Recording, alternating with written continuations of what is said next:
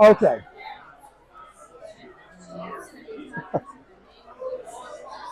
You can hear me? Oh, there's no. Oh, he's going to record me.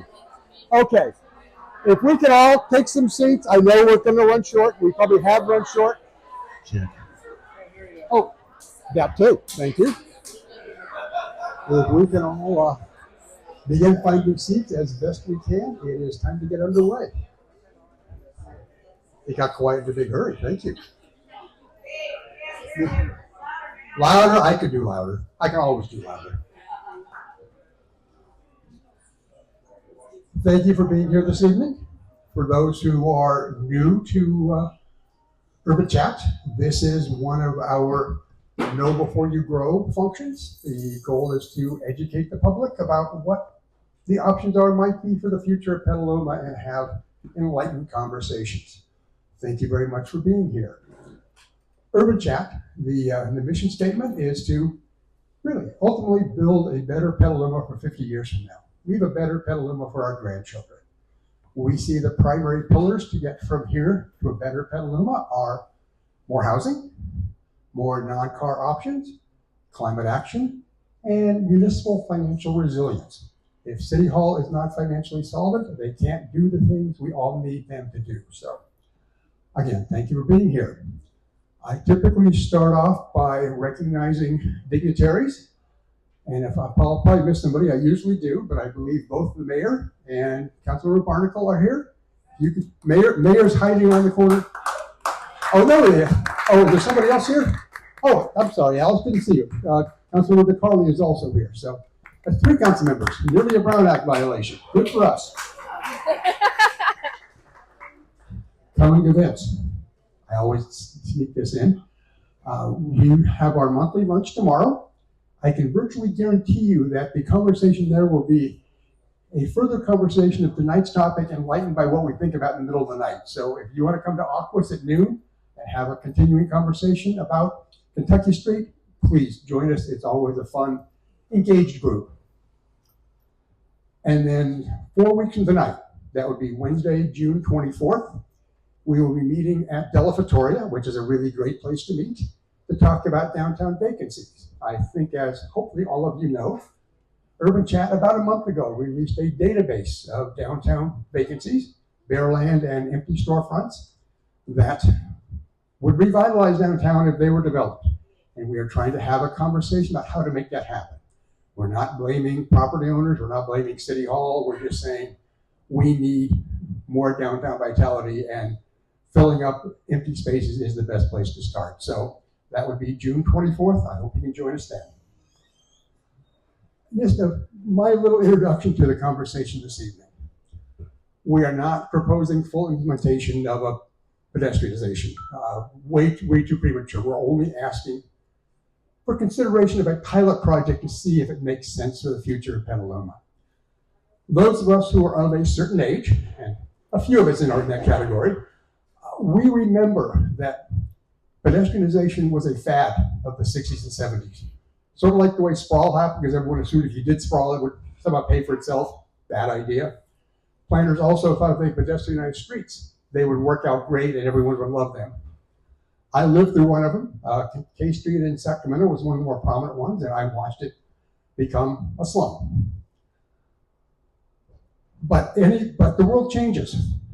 In the pandemic, several California cities, most notably San Anselmo and Ventura, tried pedestrianization as a response to the pandemic. And when the pandemic ended, finally, and the city said, okay, we'll convert it to cars, the merchant said, hold on, no. We've made more money than ever having a pedestrianized street. Please don't make it go away. And the city's heard that and went along with it. So again, a very different world today than it was in the 60s and 70s. And that is really where we are going to start the conversation this evening. We have had a very engaged and active committee putting together this night, led by Leslie Fouché, with the assistance of Philip Zorn, who's somewhere in the room, and Nathan Spindell. Thank you, of course, Nathan. I know Nathan's here also. It's been a great group, and I'm thrilled by the work they put into it. Leslie, the floor is yours. Thank you, Dave. All right, can everyone hear me okay? Okay, perfect. So as Dave mentioned, my name is Leslie Fouché. Just a little background, I've been volunteering with Urban Chat for a little over a year now. I was raised in Sonoma County. I've lived in Petaluma for the last 4 years and became interested in pedestrianization just through living in great cities that, like Petaluma, value active transit. But yes, we want to tell you about our proposal. We're tentatively calling it Free Range Kentucky. And essentially, it would be to create a pedestrian zone on Kentucky Street and 4th Street between Washington Street and B Street. It would be on Sundays for a period of about 6 months. And the aim would be to see whether pedestrianization is beneficial to our residents, to our businesses, and to our tourists. Now, to provide some background, the reason that we're suggesting this in the first place is it just seems like there's some things that just aren't working.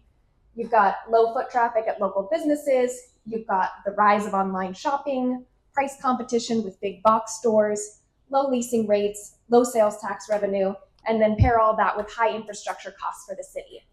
So the question we have is, how do we ensure that we have an economically viable, vibrant, and inviting downtown? Yeah. And I had a question. And this is where we think that the case can be made for pedestrianization. First Thursday. Now, I wanted to start off by showing you a short video that I think does a good job of summarizing some of the benefits of pedestrianization. So we'll go ahead and take it away here. I was Googling, like, what is It was amazing. The business has made more than the monthly revenue. This is Saint Laurent. And this is Montreal Avenue. And his family. These are 5 of the 10 Montreal streets chosen by the city to go car-free for the entire summer of 2022. It's different than what we're proposing here, but I support that entirely. The city has been doing more limited pedestrianization for a while now, but they really took off in the summer of 2020 to celebrate the United Nations International Year of Plant Health. Just kidding. I'll go back and reread your email because clearly I These misread. pedestrian streets were hands down one of the best parts of living in Montreal, and they're one of the highlights we're drawn back to each time we visit.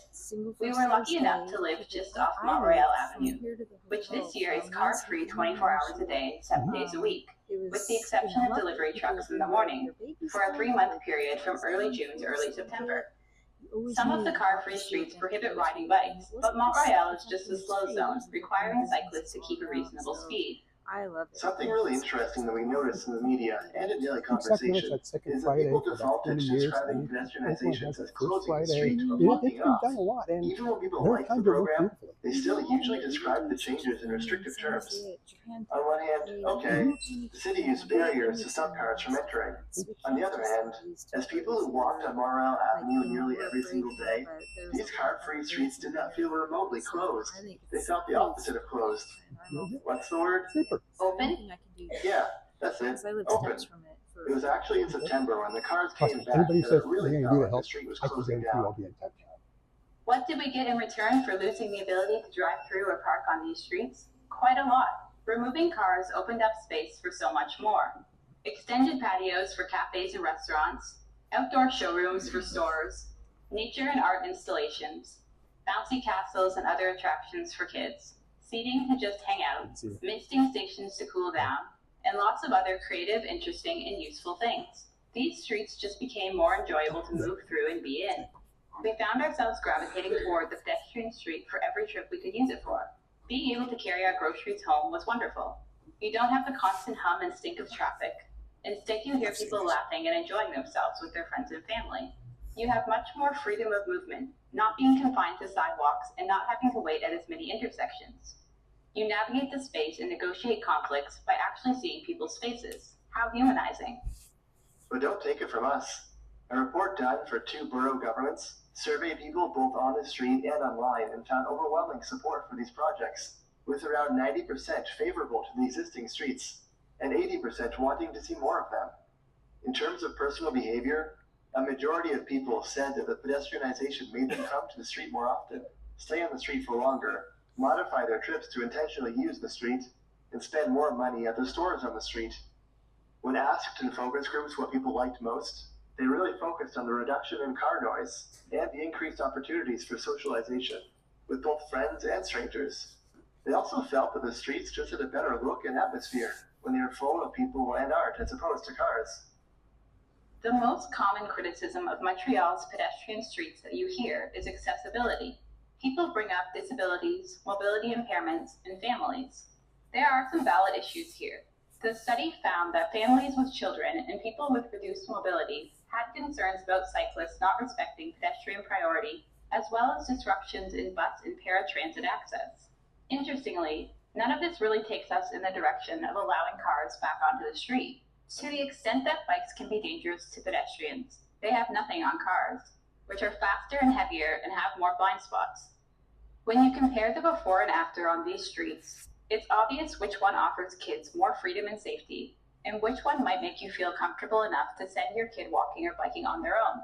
In regard to mobility impairments, you only have to look at the people in wheelchairs and mobility scooters who now have the full length of the road instead of being packed onto a small sidewalk to see the benefits.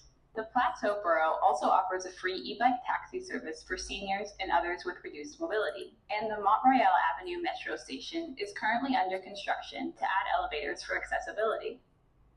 Sometimes you hear that pedestrian streets are just unfair to anyone coming from further away, but these streets are clearly serving more people under this configuration. If everyone here was in a car, you'd have to stack them 3 or 4 levels high. There's clearly no lack of people able to get here. Being in dense urban neighborhoods, tens or even hundreds of thousands of people live within walking or rolling distance. They're also generally very easy to get to on the Montreal Metro, although admittedly the Metro has a long way to go on elevator access. On top of all of this though, you can still in fact drive to get here. You can't park right in front of your destination, but suburban shopping malls don't allow people to drive into the mall either. You have to park on the outside and walk in. To the extent that some people are having difficulty reaching these pedestrian streets from outlying areas, the solution is not to eliminate what makes them a destination. It's to increase transit access and build more pedestrian streets closer to more people. We can debate exactly which streets should be pedestrianized and how long they should last. Some people think they should last into the fall and even winter, and others don't. But as far as we're concerned, there's no serious debate about whether the overall project is good. That's refreshing. In a lot of places, when you argue for less space and priority for cars, you're accused of being anti-car. When you have a successful project like this, though, it's hard to accuse supporters of being motivated by some arbitrary hatred of cars. It would be surprising if anyone using these streets denied that this place is just better without cars. Cars have their place, but it's not everywhere, and it's not here. Thanks for watching through to the end of the video. Right, so I think the video did a really good job of summarizing some of the benefits. There are some things that I would like to go into more detail on, or some things that maybe they didn't cover. So from our perspective, there are 3 main areas that I see where we could benefit from a pedestrian area. The first is strengthen community ties. So when you take cars out of the space, you get rid of that noise, you get rid of that pollution. It just makes it a much more inviting place to be in, a place you want to linger in, a place you want to spend more time in. You also free up space for community building activities, things like workshops or games for children. And these community building activities, I think, are more important than ever given the rise of social isolation and loneliness.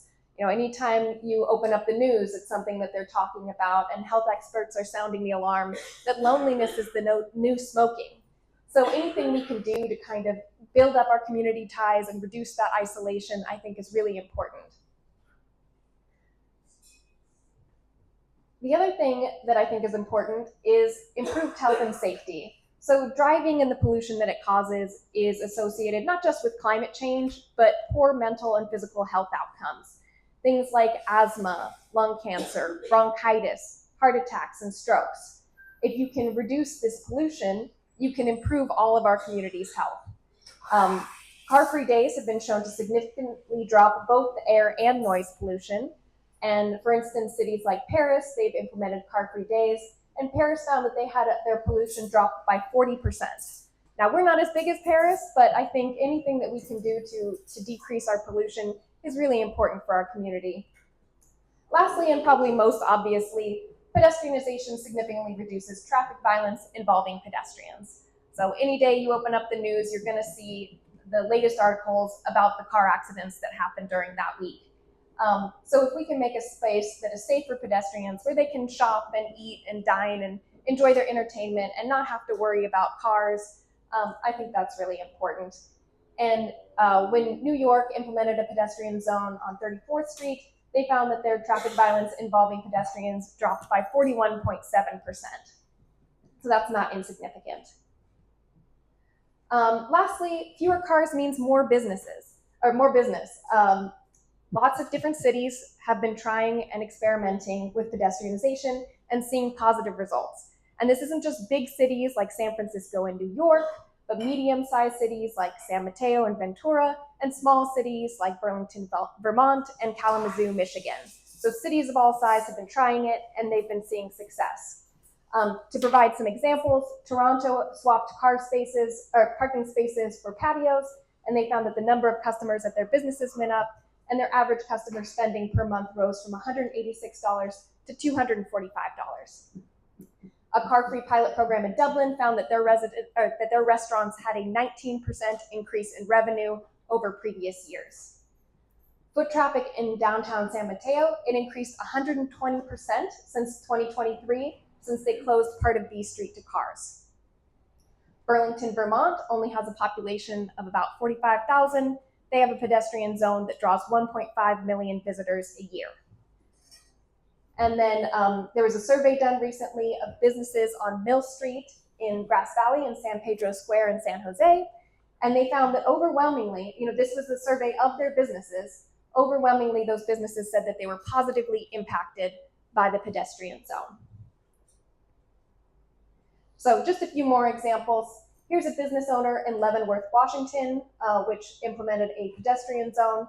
He says, before the pandemic, if you had told us you wanted to close the street to cars, 100% of the stores would have opposed it. Now that we've done it, nearly 100% of the businesses would oppose reopening the street. We can't be afraid to try new things. Another city implemented car-free Sundays. They said with the closing for cars, people started to walk a lot more, to stroll around, and the sales on Sundays grew 7-fold. It was the best thing that could have happened for us. Sundays are now by far our busiest days. In Ventura, they closed the street for COVID, closed the street to cars for COVID. After COVID ended, they decided to maintain their car-free streets, and they said that the majority of residents, including the Main Street business owners, favored keeping the closure permanent, and that rerouting the vehicular traffic around the closure site did not have negative impacts on their traffic. Now, one thing that happens when I bring up our proposal for pedestrianization is people will say to me, what about Santa Monica? And this is kind of what Dave was touching on before we started the presentation. From the early 1960s through the 1980s, there were over 200 pedestrian zones that were created, notably Santa Monica, and these were by and large failures. In many cases, the objective was to revitalize their downtown by creating an outdoor mall. But by the late 1980s, many of the communities found that the malls did nothing to improve their downtowns and might have actually accelerated their decline. By the early 1990s, only 30 of these 200 downtown pedestrian zones were left. And Santa Monica was described as nothing more than a bedraggled row of struggling shops and vacant storefronts. So that is very disheartening. You have that history and you think to yourself, why would we possibly be able to succeed when all of these other pedestrian zones failed? But I do think that there are a lot of important differences between those early failures and what has been tried more recently. So I want to go through some of those differences right now. So let's take Santa Monica. One of the big problems with the original Santa Monica pedestrian zone was that it lacked diversity in its retail. So they had traditional retail, but they did not have dining and they did not have entertainment. Studies that have been done of the pedestrian zones that were successes found that you do need a mix of all three. In Petaluma, we have retail, we also have wonderful restaurants, and we have entertainment like the Big Easy, the Mystic, we've got the Petaluma Library and Museum. So there are activities, there's dining, and there's retail. We have all of those factors for success. Next up, you had competition from brand new air-conditioned indoor malls. It was the height of car culture. Malls were the new exciting thing. That's where people wanted to be. And these malls were built right next to these declining, struggling downtown areas. Now we have the decline of malls. People are less interested in going to malls, and you've got a rise in a shop local mentality. So surveys are finding that consumers are willing to spend more if it means that they can support their local businesses. Next up, the design. There were a lot of problems with the design of these original pedestrian zones. So Santa Monica, they had really wide, long streets with tall buildings. There were no sidewalks. There's lack of windows on the street level to draw people in. So the pedestrians kind of just wandered aimlessly, didn't really know where to go, and just didn't really enjoy the space. Here in downtown Petaluma, we don't have that problem. We're already at human scale.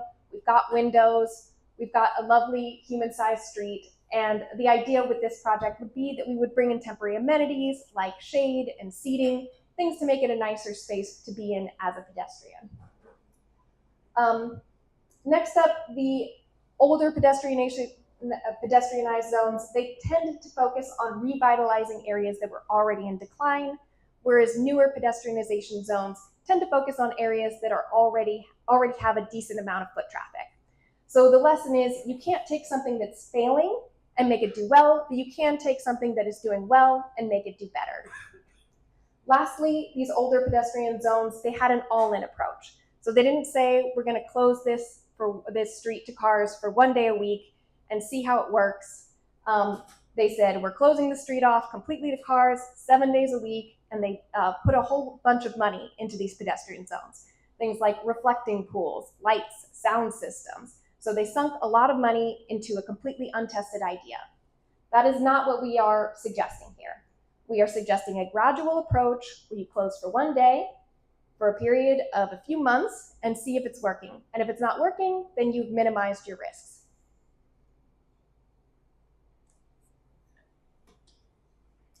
All right, and now I think it would be worthwhile to hear from one of the towns of those original failed pedestrianization zones, or a batch of pedestrian zones that actually did succeed, and kind of why they succeeded. Sort of pedestrian malls, things like that. They're not uncommon. A lot of them fail. Why do you think that Church Street has been so successful over the years? I've often wondered about that, and I've never really seen a good analytical take on exactly why Church Street and a handful of others really did have thrive, whereas the great majority have failed.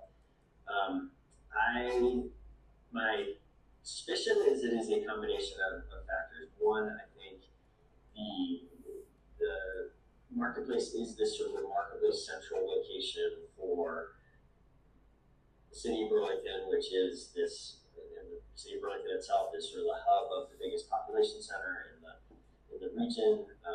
We're about 200,000 person, 230,000 person metro area. Burlington is at the heart of that, and this Church Street is right at the heart of that. There is a lot of activity within walking distance from the marketplace. There are a substantial number of homes that are within walking distance. We've been trying to increase that in recent years. I don't think the increases have been material, but I think the fact that this is a historic, it's a historic room in the community that was settled quite densely initially. So I think that density that helped. I think the fact that we have a major university within about a 10-minute walk from the downtown gives the street an unusual, I wouldn't say 24-hour quality, but certainly it is an active street where when things are going well. It is an active street from call 11 in the morning until midnight, 1, even 2 a.m. The who's on the street changes dramatically during that time. City Hall is right on Church Street, so I would have nights when I would sort of be working late. You can sort of hear the street turning over outside as like the business day ended and the kind of restaurant crowd came in for early evening, and then the kind of late night scene came after that. It just I think that economically has been quite important. That it has that length of time and mix of uses and users. I would say another thing that certainly the marketplace put a lot of effort into. I don't know how unique this is, but it was impressive to me the vigilance that the organization had to actively manage the space through foster events on the street, to be quite self-conscious in terms of the furniture choices and the details of the physical build out itself.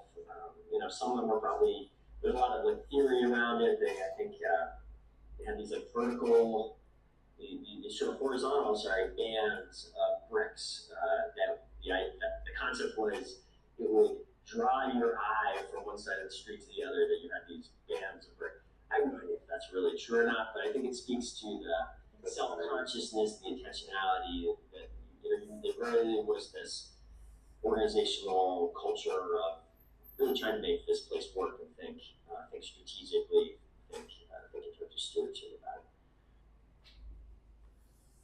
it. Okay, so returning to those earlier failures in Santa Monica, I think it's important to look at how they're doing now. So they looked at their failure, they said this isn't working, and in 1984 they attempted a redesign of their pedestrianization zone. They focused on incorporating outdoor dining and activities. They improved their sidewalk to make it a more pedestrian-friendly atmosphere. They encouraged street performers. And then in 1989, they opened their redesigned mall. And 20 years later, there were over 60 stores, 25 restaurants and coffee houses, 21 movie theaters. It's a space that gets 40,000 people that visit each day and 60,000 that visit on weekends. And surveys show that 82% of Santa Monica residents visit the promenade at least once a month, showing that the promenade serves not just the tourists, but also the locals who live there. And Santa Monica isn't a fluke. There's a lot of evidence to show that a thoughtful, well-designed pedestrian zone and pedestrian trail can succeed. So studies of the COVID pedestrian streets showed that they were actually quite good for businesses. Many cities decided to keep their COVID streets, including Ventura. A study of Sunday streets in San Francisco, where they closed the street to cars on Sundays, found that for every $1 they put into their Sunday Streets program, they generated a total of $9.32 of output. So that's a good return on your investment. So we think that there's a lot to recommend this proposal, and want to tell you a little bit about our vision. So essentially, we want to create a safe and inviting pedestrian zone by bringing in barriers to make it safe for people to be on the street. Create a strong sense of place by bringing in those temporary amenities like seating, lighting, shade, art, music, plants. We want to encourage events and activities to bring people into the street. So, maybe have somebody hold a dance workshop or games for children. We want the space in front of the businesses to be for those businesses. We really want to highlight the businesses that are on the street. So allow them to display additional merchandise in front of their stores or add additional patio seating. We also want to allow businesses, clubs, or other organizations to sign up to sponsor portions of the street on certain days. So the idea is, you keep costs down. Maybe you have a local landscaping company that will bring in potted plants so that they can advertise their business. And all of this would be with the goal of encouraging higher foot traffic and more spending at our businesses, and encouraging improved health and community ties. So I also want to show that there is a good amount of support for this idea locally. There is a proposal to pedestrianize 4th Street in Santa Rosa, and the city conducted a survey and found that there was 85% public support for the idea, including the majority of business owners who supported the idea. So if this proposal does come to fruition, we will need volunteers. We will need help publicizing the event. We will need help answering questions and redirecting the public. We will need help bringing in and out those temporary amenities and barriers. So if this idea speaks to you, if you have any idea in participating, our email is freerangekentucky@urbanchat.org, and we would love to hear from you. We will keep you up to date as we progress with submitting our proposal to the city. But for now, I would like to get your feedback. So, the reason that we're holding this event is that we want to hear from the community, we want to hear from the businesses, we want to hear what your hopes are, what your concerns are. So I have put together some questions. there are two options. So one is you can just, I'll ask the question, you can raise your hand and let me know your thoughts. We do ask that you keep your responses a little concise because we do want to hear from everyone. If you're not comfortable talking in front of people, or you maybe want some time to marinate on these ideas, we do have an online form. It's anonymous. You can scan the QR code and you can fill it out at your leisure. We also have little slips of paper if you want to take it home and think about it. So to get things started, is there someone who could take notes for me over there? Okay, perfect, thank you. So our first discussion question is just, what hopes or fears does this proposal raise for you? Does anyone have any thoughts? Yes, thank you. Well, the budget for it actually, if, say for instance, that's my concern, it's not a fear actually, but if say for instance, you opened it one day on the weekend or 2 days, if the street was cordoned off, how much would it cost to do that? Yeah, we are in early stages, so this would be a discussion to have with the city as far as, I mean, they do this all the time, right? Butter and Eggs Day, the Antique Fair, they have a good sense of what the needs are for, bringing in and out these barriers. So that is something we will discuss with the city when we bring up the proposal to them. All right. Well, something that I liked a lot is during COVID when we had those quiet streets signs, we didn't have quiet streets because cars were going through them. And I would love to have a place where we have truly quiet, car-free streets. Yeah, I agree. I think, the impact of noise pollution, we don't really think about it. It's there all the time in the background. But it really does have an impact on, the health of humans, on the health of the animals. And, if we can make a quiet, nicer place for us to just enjoy the street, I think that's worthwhile. Let's see. I do not know if I'll be able to get this. Okay. My son works for an organization in San Francisco, and they closed the street out in front of it for COVID and never opened it again. And it doesn't have any of those amenities. It's a big nonprofit, and it doesn't have restaurants and dining and all that. And it's really lively. And they don't do special events. They have a big mural on the street. And there was talk recently about they reopen it again to car traffic, and the people in the neighborhood, they said, no, this is good. So it's one of those things that's kind of a mix of what didn't work and worked, and I don't know, working for them. Yeah, I think that's wonderful to hear. And I do think it's important to, to say that you don't really even need all the bells and whistles that the pedestrian. Oh, yes. Okay. So I was giving the mic over there. Okay. So the essence of it was that her son worked on a pedestrian zone in the city, and they didn't have events. They didn't bring in a bunch of temporary amenities, but it's still a very popular place to be, and they've decided to keep it closed. So you don't need all the bells and whistles to make it a place that people want to be. Really just removing the cars from the street is itself a draw. And I do think that that's something that we want to explore is, tapering off those events and just seeing how the street plays with just being a place for pedestrians, right? Without all of the having extra activities and all of that. But yes, please. Hi, I'm a business owner on 4th Street, and I think this is a fabulous idea, but I do have a concern about parking.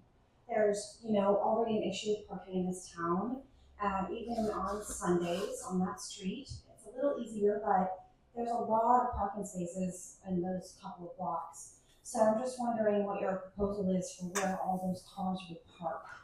Yeah, I think that's a really good question. I think, first off, a lot of business owners overestimate the number of people who get to their businesses by a car. We do have a lot of ways to get around town in Petaluma. We've got great bike infrastructure. There's a lot of people who live within walking distance. We are connected on the train. We have the bus. I think, when you see all the people that manage to get here on, for the Antique Fair, Butter and Eggs Day parade, or the American Graffiti event, you see that we have so many people on the street and they still manage to get here even though the street was completely closed to cars. I think parking, it feels very important for those like 5 minutes where you're trying to find that parking, but parking is not the most important thing when people are trying to decide where they want to be. If parking was the most important thing, then everyone would be on the east side of Petaluma, right? We have so much parking on the east side of Petaluma, but I bet you that the businesses on the east side of Petaluma don't do nearly as well as the businesses over here. And the reason for that is that when people are thinking about where they want to be, they're thinking about where's the ambiance nice, where do I feel relaxed, where is charming, and downtown is charming, and we could really lean into our strengths by making this a pedestrian zone. And I think, you know, all these other cities, they've implemented pedestrian zones and they had the same concerns, right? Where are people going to park? But the parking is not as big of a current concern as people tend to think. People find a way if they want to be here, and people want to be in spaces that are like this. Thank you for the question. Yeah. Over here. Oh. Yeah. I used to live relatively close, like within walking distance to downtown, and during the pandemic moved a couple of miles that way, up a hill, down a hill, up another hill. So you can't really walk into downtown anymore. And I literally just dined on Kentucky Street for the first time in 7 years today, because driving to Kentucky Street, finding a park, can't do it. It takes 5 minutes to drive through Kentucky Street in the middle of the day. And like even right now at 7:30 p.m., whatever it is, on a Wednesday night, there's nowhere to park here. I've stopped making shopping trips to downtown to Kentucky Street because it's too much of an effort to make a trip to a single shop. I'd be really excited to have a reason to make a trip out of going to Kentucky Street, like hang out here for a few hours, go to multiple places instead of stopping at just one. Yeah, and I do think, you know, that not everybody has those other options, right? And it does take time for people to adjust to a new norm, right? So, you know, if people start finding that it's too busy to drive here, then the people who are closer will probably start walking or biking more, or driving to the train station and taking the train in. So it does take time for people's habits to change. But, you know, I think there's a lot of cities that have found success where people have been able to adjust to those. Yeah, please. I'm wondering, I have a question that maybe is in the realm of concern. I'm wondering if you might be able to address it.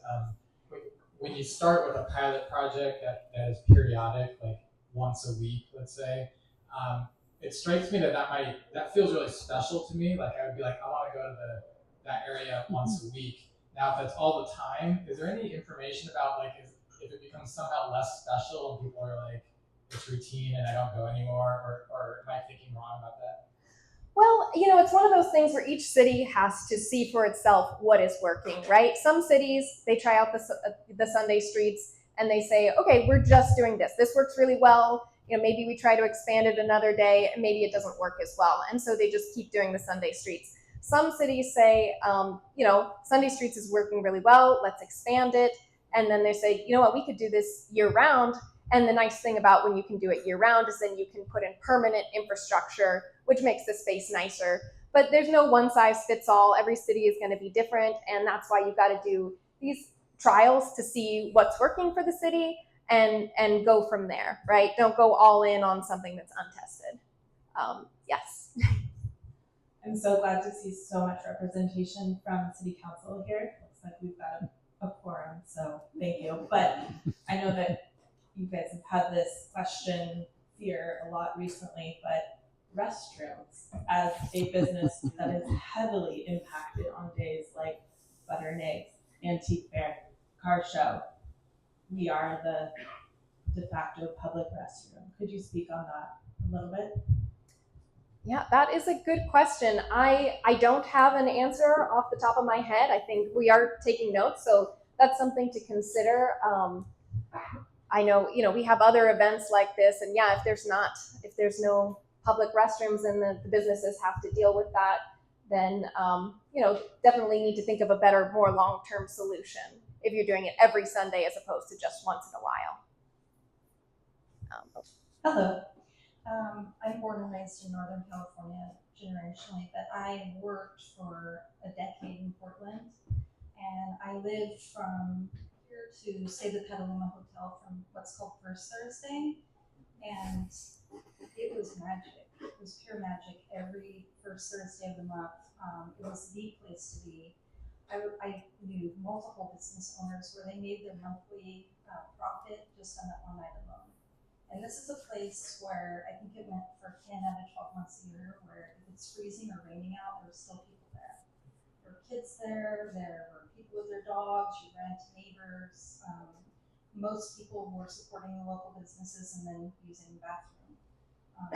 So I cannot say enough great things about, I mean, even as a local that was there all the time, you would go, you didn't tire of it. And it was, I think they're now celebrating their 25th anniversary. Wow. And that's in the city with skyscrapers where parking would be way more of a challenge than, you know, parking can be done. Yeah. That's wonderful. Thank you for sharing that. I appreciate that comment. You hit the nail on the head. It was an evening. And as a merchant downtown for 22 years, a daytime on a weekend is suicide for us. And I need to campaign more clearly about our store and what our other fellow merchants. I wish there were more merchants here up to Kentucky Street. I think this could be an idea of the evening. I think we've always talked, a lot of merchants have talked about doing an evening. I'm for an evening, and that's where I would support, but that's the only way it would work. Sonoma does the evening, it's successful, but it has to be an evening, it can't be a daytime. And please, if you care about our downtown businesses, please think about this. We are shut down so much for so many street closures, and it does impact our days. And it's all in this first and second quarter where it matters the most for us. We need your support. We need to see everybody in this room in our stores, not just my store, in all of our stores. And I look around this room, I see a lot of strangers. And I don't want to say that. I hope I see people that do support us and do support the local stores. But right now, what I'm strongly saying is I would consider an evening, and that's where I know many merchants feel about. And I saw Marie walk in. I would like her to weigh in on this. So she's our downtown association representative. Yeah, we've met. I'll just say to you, I'm Denise Nancy, and that's why we sent something out. I've given my points of view over. I'm here to support you. I had some ideas that I thought might work. My suggestion was a pilot on Water Street to see if it was successful. I am protective, obviously, of the merchants. It's important that they actually have their businesses, a part of this. And some of the questions I had for this team were,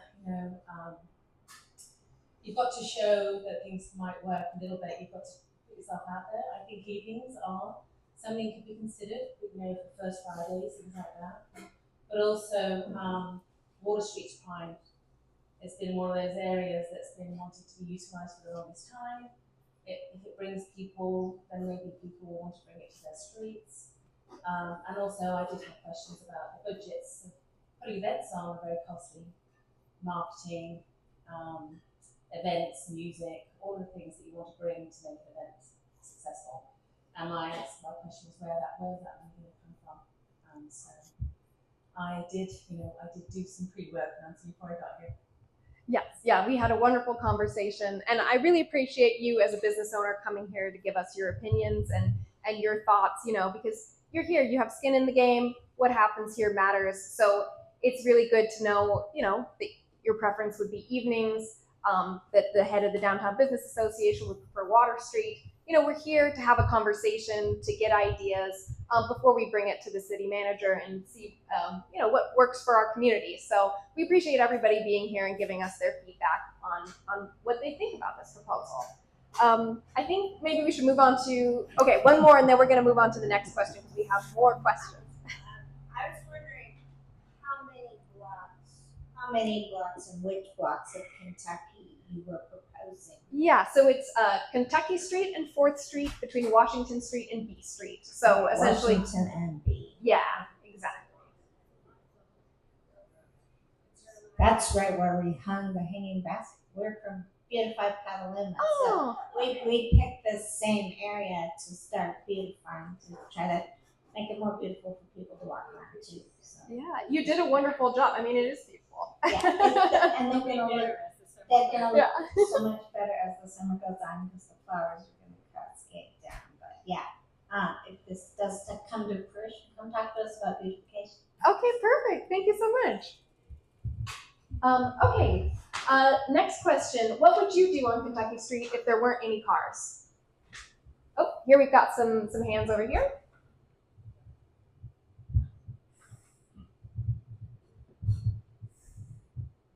I had the opportunity to go into the South Bay, and first I went to Mountain View, and both of these were evening events. Mountain View has about 2 or 3 blocks blocked off as 30 something restaurants within the 3 blocks.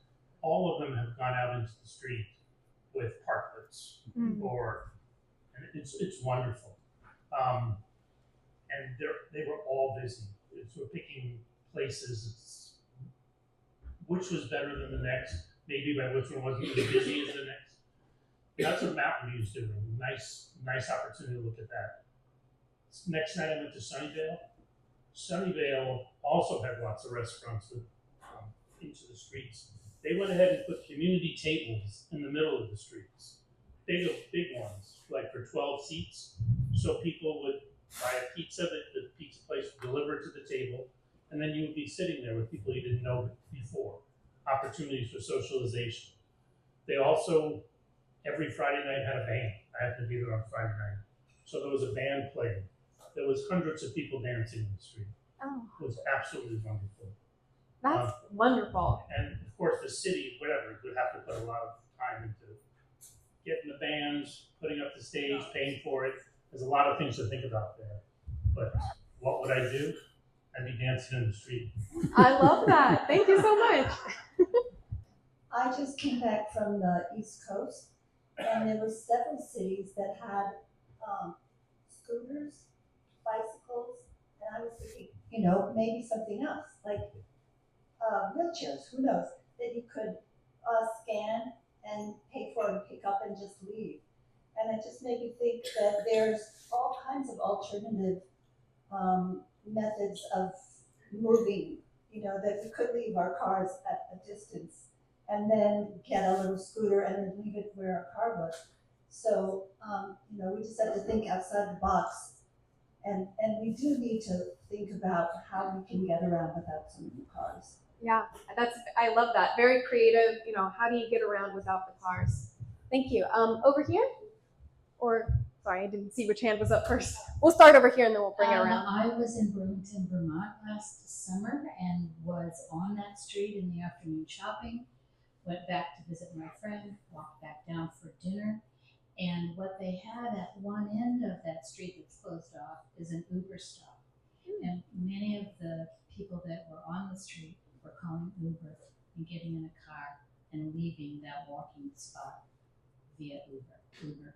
Yeah, that's true. We've got rideshare. Like, people have other ways to get to the street without needing to necessarily park on it. Oh, yes, right over here, please. Thank you. Can you hear me? I'll come around.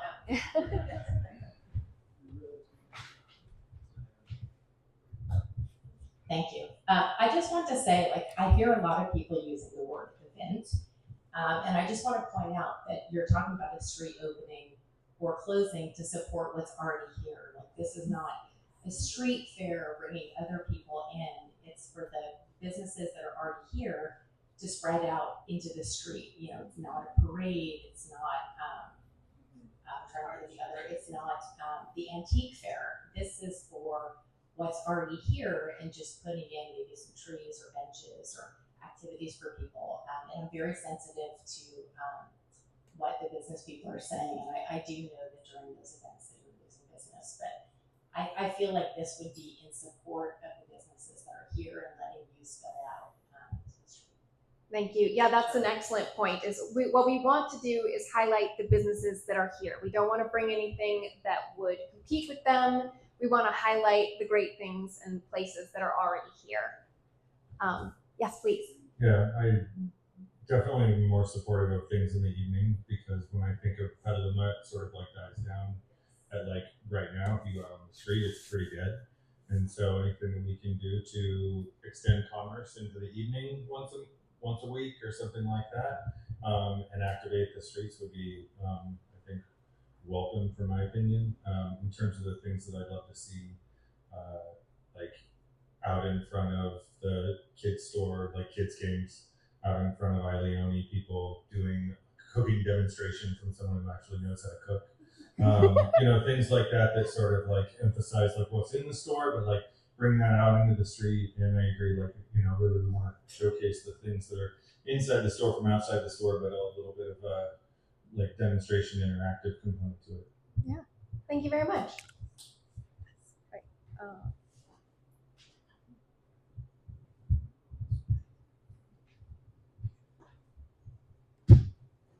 One thing that I've noticed is that there are not that many third spaces for us to exist. Places where you can just kind of expand into the time, into the afternoon, into the evening, whatever it might be. Get a drink, get some food, but then also not feel the pressure of, hey, I'm taking up like one of the tables that a server wants easy access to. I love the idea that there are some community tables set down the street, feeling less pressure to move on quickly. And maybe that means it's a dinner and then a dessert and then meeting some friends for something else afterwards. Just kind of expanding into the space a little bit. We really just don't have enough third spaces, so I'd like to see more of that. Yeah, I 100% agree. I think, having those third spaces is so important to building our community, to reducing that isolation.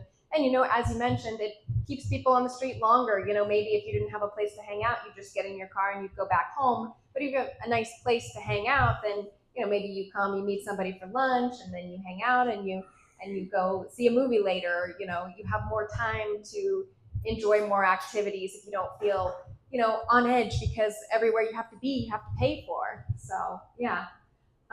Right over here. Hi.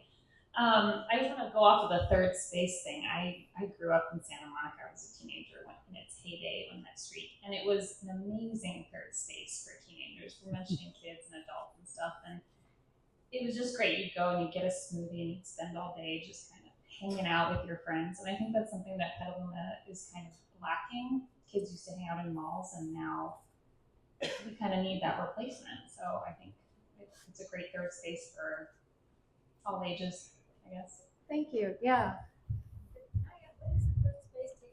Oh, so a third space is a place where, and correct me if I'm misstating it, but it's a place where you can go and just hang out that's not your home or your work, right? So, most places, if you go to a restaurant or a movie theater or something, you have to pay money to be there. Like a library would be a third space. It's a place you can go and just exist out in the public and not necessarily like it be transactional. So it would be like an empty storefront, you would say.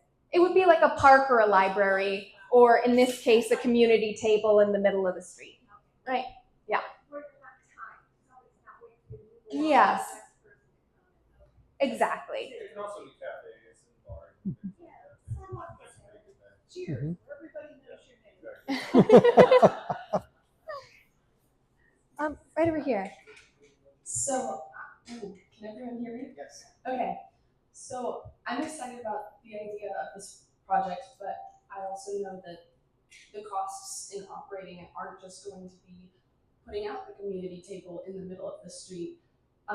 There will be larger infrastructure costs, like if we're going to have people biking to Kentucky Street, then there need to be more places where you can lock up your bike. And is that going to be temporary bike racks only on Sundays, or would it make sense for the city to invest in long-term bike racks? Or a lot of things with public walking free-range streets are street paint. And I was at an urban design conference in March and talking with Mike Leiden, who runs a public street company in New York City, and he was saying that the cost of operating a public street for something like street painting, you have really affordable paint that's like tempera paint that lasts for about a week, and that's really great for these very short-term pilot interventions. But then for a project that's going to last for like a year, that's a much higher cost threshold. And so I'm wondering, for a pilot project like this, where it's operating only on Sundays but over a long period of time, what kind of budget is there for investment if it won't hold up like a week-long small cost investment for tempera paint? Would it hold up for the whole time period of the project, but it maybe is too much of an early stage to invest in something really big, like a year's worth of street paint? Yeah, the costs are definitely a consideration, and we're still in the early stages of this, so we need to, we're getting the community feedback to get a vision for what we're hoping to accomplish, and then we can decide what the budget might need to be, and also we're constrained by what resources are actually available, right? So we'll have to tailor it once we know what those resources are, and once the vision is dialed in. So yes, right over here. Have you spoken to all of the merchants down this whole street? So we went around and we invited all of the merchants to this event on this street. Unfortunately, not as many showed up as we would have hoped, but we appreciate the ones who did show up. And there will be a recording posted as well, which we will send out so that we can hopefully get more feedback. I think it's worth actually walking into each store and talking to each individual store owner, because not everybody lives here. I did, yeah. Yeah, thank you. Right over here, and maybe we'll just take one more after this one, and then we'll move on to the next question. He'll bring you the mic because it's a little hard for everyone to hear. I have a quick question about how many tourists come to Petaluma on the weekends. Do you know that? And for instance, if you open the street, say this on Sunday, you have many more people here who don't really know. They just park where they park. It's not a big deal.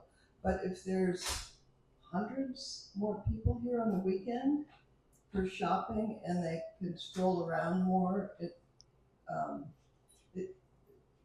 a weekend thing might work, especially because of tourists.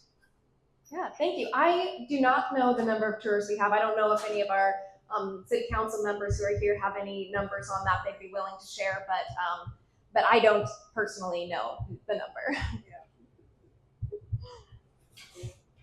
All right. Let's see. Let's move on to the next question. And I guess we've touched on this a little bit, with the community table and things like that. But anyone have any ideas they'd like to share on how to make the street more inviting? Yes, right in the back. I would add some new bikes to this area for my own business and to go to other businesses. More bike parking is a big one. She touched on it as well. But as you can see, there's a couple bikes out front right now. We have a lot of families that bike in who don't have places for larger bikes, like the cargo bikes that can fit the kids on the back and things like that. So like more permanent bike parking would be a great addition. Okay, perfect. Thank you very much. Piggyback. Public art. I love seeing all of the public art installations in your example videos. I think that is something that could be really great. Awesome. Thank you very much. Yes. I wanted to touch on people asking how we would pay for this, and I thought of something in Portland. I know you're trying to promote the businesses that are already here, but the way that Portland paid for this, it was a huge financial success. Was art street vendors were paying, I don't know the amount, $30 for space to have their art for sale. So that way it was quite lucrative. So you can think of something that isn't competitive to the shops that are already here. Maybe it's I don't know, a print or auction items from the local boutiques, something in that way that they're paying to participate. So that could help fund it. Yeah, I think that's a great idea. And yeah, it reminds me that we talked a little bit about the Sunday Streets program in San Francisco. They did find that for every $1 that they put into it, they got $9 out of it, right? So, we think a lot about the upfront cost, but also think about how much we stand to gain. That's an important part of the consideration. Yes, over here, please. Just wanted to point out that. Oh, sorry, he'll bring you the mic, sorry. Really quick comment. Making back $9 for every $1 of investment made by the city means it's almost neutral on sales tax. All right, thank you. Over here.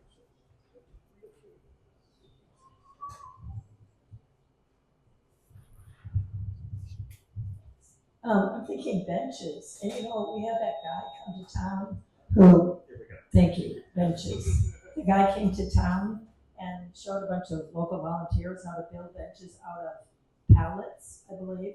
And that could be so much fun to have that be an activity, and then people would have a sense of ownership of those benches. Yeah, I love that. Oh, where do we store them? That is a good question. Don't store them. Yeah, true. Keep them out. Keep them on the street. Sorry, would you like to make a comment? Okay. Oh. Sorry. Here. This one. Sorry, he'll have to bring you his. If I'm not mistaken, Petaluma High School, their welding department did beautiful benches. They were everywhere, and I think they were abused and vandalized, and they were all taken away. We have lovely benches; they were gorgeous, and they unfortunately they didn't survive. And they were sturdy and good. So all these are fantastic ideas, but we have to think of how this could, the reality of it. And yes, we want our street to be beautiful. We've been praying for hanging baskets. We go to towns. I visit towns where I go to stores and I go, I can't be. I look at our streets. I'm worried about my customers tripping and falling, which I do not, because of the potholes in the street. Kentucky Street needs to be repaved. We have these issues too. So before we could launch this, we want our town to, obviously, we wouldn't be investing so much into our town, but we got to get this infrastructure fixed so we could do these lovely things and figure out these problems, then move on to something like this. Let's, fix our sidewalks so people are not falling and tripping, our streets, if you're to pull those cars away, what you put underneath it, we're lucky that we don't have our lawsuits. So it's a real problem. So yes, on the benches, but it's time. Yeah, and that's a really good point. We have very high infrastructure costs. The costs of car-centric infrastructure are enormous, right? You have these incredibly heavy vehicles running over our streets day in, day out. They put a lot of wear and tear on the street. When you have a pedestrian-only street, you're not doing that same amount of wear and tear on the street. So it's a consideration, for us as a community, is like, do we want to be sinking as much money as we do sink into our streets and car-centric infrastructure? Yes, thank you, over here. I just wanted to make a quick comment about benches because it was my backyard that those 10 benches that are installed in various places around the city were built in. One of the challenges with those is finding enough sidewalk space to actually put them in and have clearance. And I don't think, given how we've got all the furniture meaning signs and awning posts and things like that, that there's really space along this road for that. I also understand the concern about bringing things in and taking them out and where they are. One of the things that I was really impressed by Mountain View is they kind of made a permanent installation of that, but they have a bunch of little games and stuff that keep families and people playing downtown. And I think that's really awesome. And I think that we could do that if we could find a place to store some things that got knocked down flat in the off time. Thank you very much. All right, maybe one more comment on here if we have one, otherwise I'll move on. Okay, we will move on. Well, we've got dancing and we've got games. Any other activities you would want to see on a car-free street? All right, I think we've kind of touched on some of these in our other questions. Any risks anyone, or sorry, is this for the last one or for this one? This one, okay. Just real quick, we have several good improv centers in town, and it would be great to get them involved and have, improv theater happening. I think people are really attracted to live performance, so any type of live performance using our local talent. Thank you. Yeah, I love the idea of improv. Over here?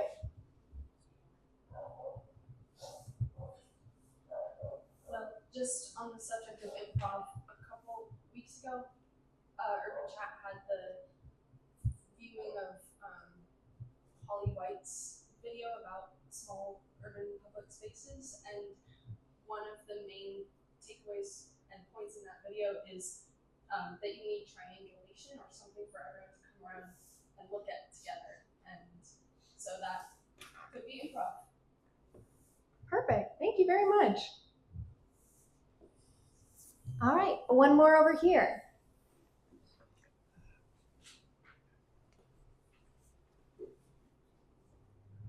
Sorry for the added steps.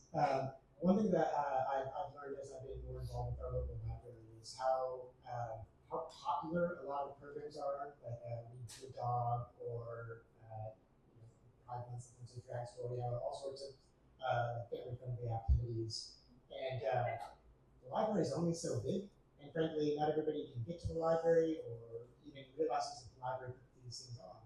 And so the library systems have great success with the Biblio bus and bringing sort of things to people and where they're at. And I can just imagine there could be some pretty fabulous partnerships and bringing those into the streets and more activation of that space, where you can come downtown and patronize some businesses as well.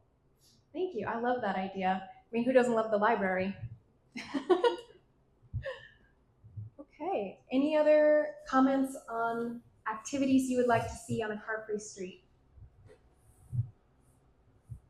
All right. Any risks people would like to bring up and how might they be mitigated? I know we talked a little bit about, bringing in benches and that, permanent benches might not work. We've had a lot of things that we've already touched on, but is there anything that we haven't brought up that anyone would like to mention? Yes, right over here. Yeah, I'll just say that. Oh, sorry. Wait for the mic, please. Thank you. I'll just say, I think a risk of doing this is having the opposite effect of what we want. Like, I firmly believe in pedestrian streets. I also have a lot of concern that we don't have enough housing downtown for full time. And so the risk that I see is like if we did this on Sundays and we started going, and then these businesses aren't seeing the success that we are saying is going to happen. Like, wait 6 months for that is going to be too long, right? So focusing on areas where there's only a lift is a way to mitigate that, and that's why I strongly lean into an evening or something like that to really show that lift in business, where there's I don't think any of the businesses out here are going to be complaining about activating the street right now. It's only upside for the businesses if we take an evening. Okay, thank you. Over here, please. My question about the evenings, your points are well taken, but a lot of the stores are closed in the evenings, so there's not a lot of activity. So there could be people down here, but what's to bring them down here if all the businesses are closed? Well, we need people to go in the door. Not in the street, to come in the door. So I'm aware that if this happens, it takes a lot of work. You got volunteers, in the beginning for the pilot, hauling things in, hauling things out, who's going to play what. So I see a risk in it being successful, but then not having the underlying infrastructure to keep it going. That it would just kind of oh yeah, that was fun, and then it would peter out. Is there any examples from other places that have built from small to bigger and how they've done that? I would just be curious about that. Yeah, I mean, there's many different cities who have tried this in all sorts of different ways. I think it was Burlington where they started on Sundays as we're proposing, and then they sort of built it out from there, and then they permanently pedestrianized it, and they actually have, and sorry, this was in the interview that we had with the mayor, but this part wasn't in it. They have part of their city government that runs the pedestrian street, essentially. So, there's different ways to do it, and it definitely is a risk. It can't be perpetually volunteer run. That probably is not sustainable, but it's just about seeing, is it working? Do we like it? And getting the momentum to get more resources behind it. We'll start over here since you're closer, and then, actually, which one's closer? My concern is, and I don't know, but the examples that we saw seem like high density areas, especially if you talk about San Francisco. I don't feel like we have that here. And so I don't know if that's something that you feel like would bring people here, or is it going to be barren down here? So there were a lot of different cities that we tried to show of all different sizes. Of course, you've got the really big ones, San Francisco, New York, but you also have small ones. Leavenworth is quite small. Kalamazoo, Michigan is quite small. And then you have ones that are more mid-sized. So cities of all different sizes have experimented with it and seen success. But it is kind of why we're suggesting a trial, right? You see, does it work in our city? I think the fact that we're connected on the SMART is really helpful. People love taking the SMART on the weekend. They can just drive to the train station, park there, come in that way. So we have options. We're not, tied to our cars necessarily. But yeah, there's examples of all sizes. Because State Street in Santa Barbara, are you familiar with that? That one did not come up in the research I was doing for this. It is pedestrian. There's parts of it, and honestly, it's dead. Businesses have gone out. It's really kind of sad down there, and it's a great street. And Santa Barbara is a wealthy area. Montecito is right there, Summerlin, and when I've been down there, literally last month, it was pretty sad. Yeah, there's no one size fits all, right? And that's why you don't go all in. You don't put in the permanent infrastructure and say we're closing this off to cars permanently, right? You try it. And if it's working, if the businesses are seeing success, then you keep going. Then you maybe expand. But you got to see what works for your community. Everybody's different. So yeah, it's a good point. But I think there's cities of all sizes who have shown that it can work. You just got to try. So yes, right over here. Oh, sorry. Please wait sorry. It's hard for people to hear, so we need the mic. Oh, and we have this question first. So we're talking about risks. Again, there's been kind of two conversations here about showcasing businesses on the street and having events in the street. And as a business owner that has, so many events on the street that happens in, my business just disappears. Everybody focuses on what's in the street. So if you have, a theater or a band playing, people are going to come for that event and then not see the businesses. So I guess I'm just a little confused about which direction it is. Is it showcasing businesses, or is it events that pull people there? Yeah. Because anything that happens in the street, my business just disappears. Right. So the idea is at the start, you plan some activities, right? You plan the music or, a dance workshop or improv or whatever. You bring people in, you show people that this is happening. And then over time, you taper off those activities, right? And maybe only have them for special events, like around the holidays or something like that. But you see, does pedestrianization work on its own? There's a lot of cities that find that just removing the cars from the space is the draw, right? You don't need all those bells and whistles. So, it's a little bit of both. One is to bring people in, to be like, there's something special going on. And then once they know that this is happening, every Sunday it's happening, then you taper it off and you see, are people still interested in coming even when you don't have all of the extra events? So could we create a bus shuttle from the Smart Station and have it do some sort of loop, I don't know, however it is, so it's services this area, if we could close it down during those specific hours, and then it would address some of the car issues, and I guess people could hop on. Yeah, I think that's a great suggestion and something to definitely pitch to the city and see if they, if we have the resources for that. I think that's a lovely idea. So I think the question was over here first and then over here, I think. Yeah. Oh, okay. I just want to reiterate something that I keep hearing you say is that this is a trial, and I want to just speak from my experience in Petaluma.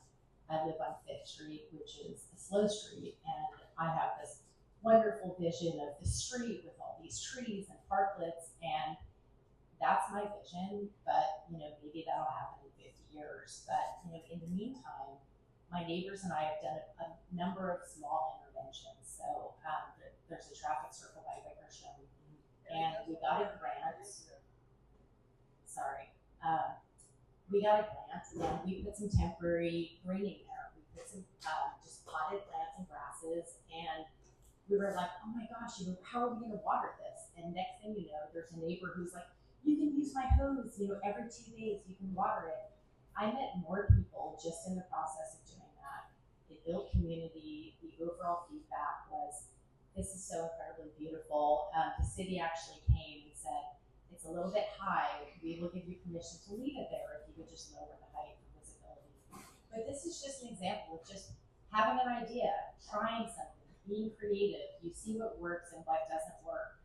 And things don't happen in the world if you don't take a chance, if you don't try something out. And if it doesn't work, it doesn't work. Or maybe you discover, oh, we need bathrooms. But I just feel like our city can't stay the same as it was. Like, we used to have horses, and then eventually we tried out having cars. And it's okay to try new things. And I get frustrated sometimes when people always want to say no, and let's try different things and see, what sticks, what people like. No one is coming in and saying, we're going to do this right now.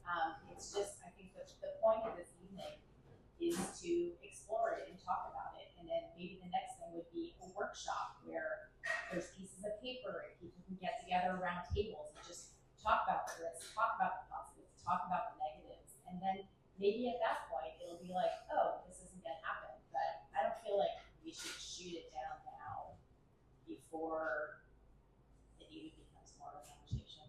Sorry for talking so long. Thank you. No, I think that was really well put. Thank you. Yeah, we can't be afraid to try new things.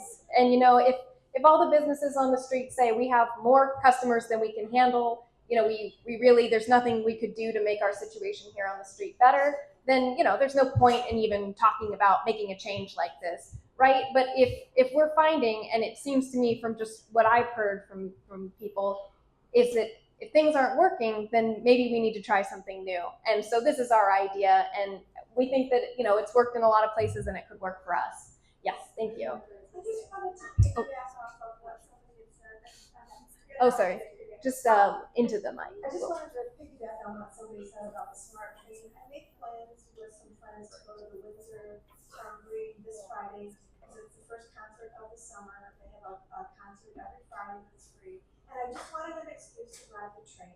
I rode the train a couple weeks ago again with a girlfriend for coffee in the morning, and it was just fun to be on the train. I wanted to reason to get on the train.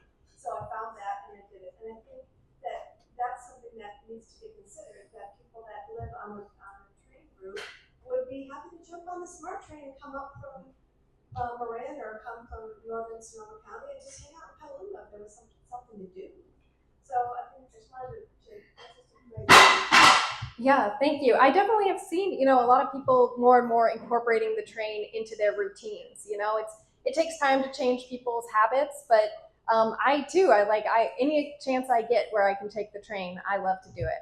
I take it. If I'm going to Railroad Square, I get on the train, Right.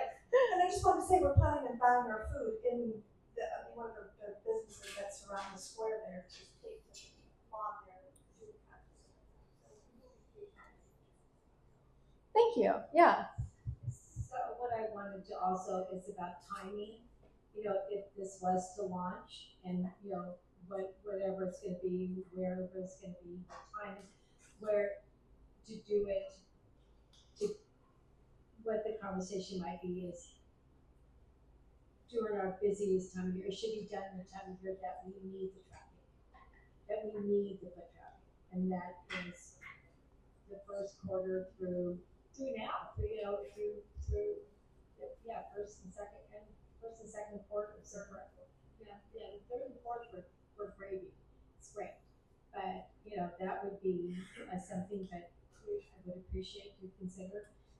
We'd love to see plans on Kentucky Street. I love that idea. I think I don't even have a water source. We have to water our planters. We have to bring water from our faucet and hand water.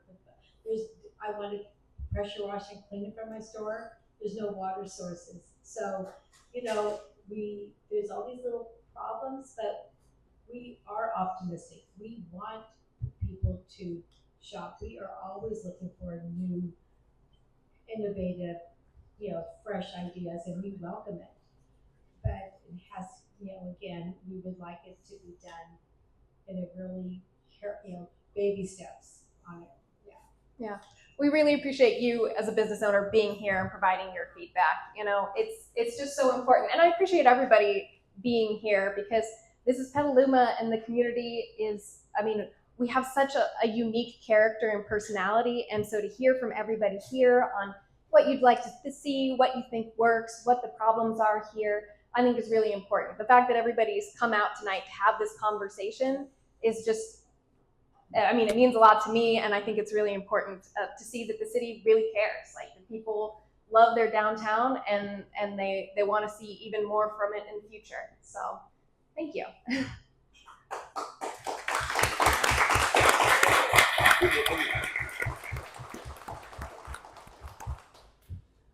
I don't know how we're doing on time, but I think we're just about there. Yeah. So thank you all for coming. And if you're interested in hearing more about this, please do sign up. If you'd like to provide more feedback online, you can scan this QR code. We also have little flyers with the QR code so you can provide more input online.